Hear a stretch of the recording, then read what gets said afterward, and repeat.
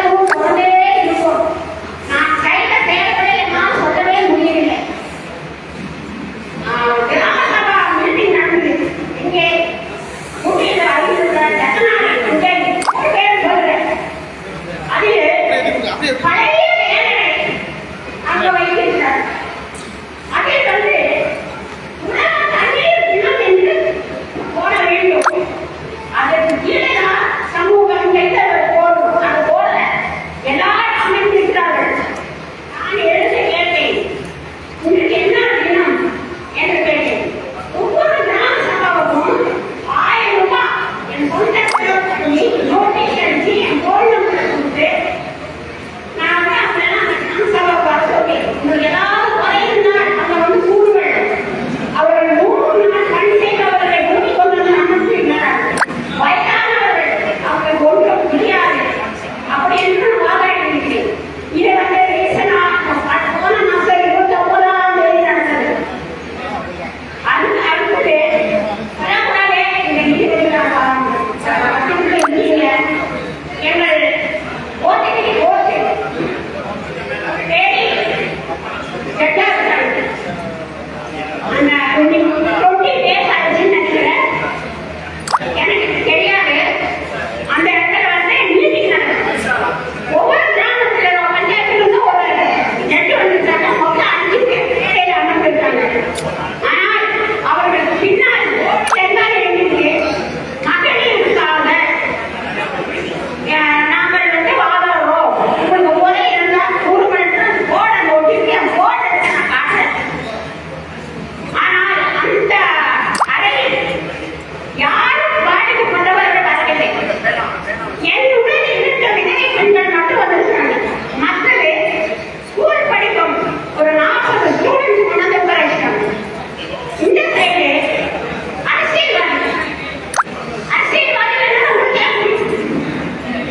அவர்கள் தான் அந்த சைடு ஒரு 10 பேர் அமர்ந்திருக்காங்க. ஆனா ஒவ்வொரு நீதிபதியும் பேசினாங்க. ஒவ்வொரு மாவட்டத்திலிருந்து வந்த நீதிபதி பேசினாங்க. இது நடத்த 20 நாள் தான் ஆச்சு. கோர்ட்டுக்கு போகல. அப்ப நான் நின்று கேட்டேன், சார் நான் பேசலாமா? பேசுறேன் சார். போர்டு என்ன சார்? போர்டுல இருந்து நான் பார்த்தேன். உங்க பின்னாடி இருக்கிற போர்டுல என்னன்னு போட்டுருக்கீங்க? அப்ப அவங்க கூப்பிட்டு போவேன் மகளிருக்காங்க அப்படின்னு. அப்ப இந்த முன்னாடி வந்து முன்னாடி கோர்ட்ல வேலை செய்ய வந்துட்டாங்க. பின்னாடி வந்து நான் 2 விதவை பெண்கள் அவர்களுக்காக நான் குடிகள் உட்கார செய்யேன். அப்ப அந்த 3 மக்களுக்கு மட்டும்தான் இந்த நீதிபதி மாவட்டம் இருக்காங்களா? ஏன்னா என்ன ஒரு 20 சேர் போட்டாங்க. அதுல வெறும் கட்சிக்காரங்க இந்த சைடுல ஸ்டூடெண்ட்ஸ் படிக்கக்கூடிய ஸ்டூடெண்ட்ஸ் அதை ஆண்களை கொண்டு உட்காரிச்சிருக்காங்க. மேடம் நீங்களும் ஏற்கனவே கூட்டிட்டு உட்காரிச்சிருக்கீங்க. அதே 5வது படிக்கும் பெண் கூட்டிட்டு உட்கார வச்சிருந்தாலும் நீங்க 5 பேர் சொல்றதா அவங்க கேட்டா வீட்டுக்கு போய் அம்மா அப்பா சொல்ற மாதிரி போய் உட்காந்து எழுதுவாங்க. ஆனா இந்த அம்மா வந்து ஆள் பண்ணு அவங்களுக்கு என்ன தெரியும் அப்படின்னு நான் கேட்டேன். எங்க படிப்பு சமுதாயத்துல வார்த்தை இருக்கு. என்னன்னா ஒரு பொண்ணை நிச்சயம் பண்ணணும்னா 200 1 கால் 200 ரூபாய் காய்ச்சும் ஒரு 1 கால் கொண்டு போய் அந்த ஆண் வீட்டுக்கு பெண் வீட்டுக்கு போய் சாப்பிட்டு இருப்பாங்க. அந்த சாப்பிட்டு ஒன்னா எண்ணுவாங்க. அப்ப அந்த பெண் வீட்டுல இருப்பாங்க. அப்ப அவங்க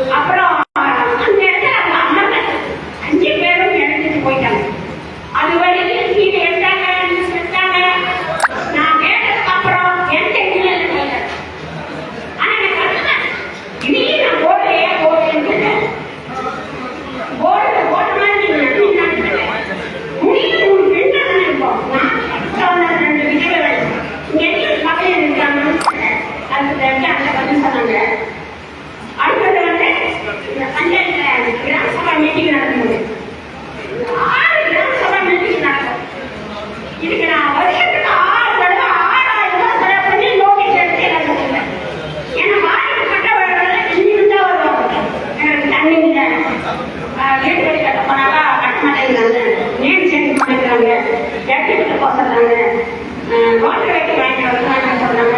எங்ககிட்ட காசு இல்லை, பணம் இல்லைன்னு சொல்றாங்க. 1000 ரூபாய் கையெழுத்துக்கு வாங்கினா நான் போற இடத்துல 500 ரூபாயோ 200 ரூபாயோ 300 ரூபாயோ கொடுத்துதான் நான் வாங்கினேன். ஏழை மக்கள் இது வரைக்கும் காப்பாற்றி வருவேன், மேலையும் காப்பாற்றுவேன். நான் 6 வருஷம் நான் பாண்டிச்சேரி சேவை பண்ணியிருக்கேன்.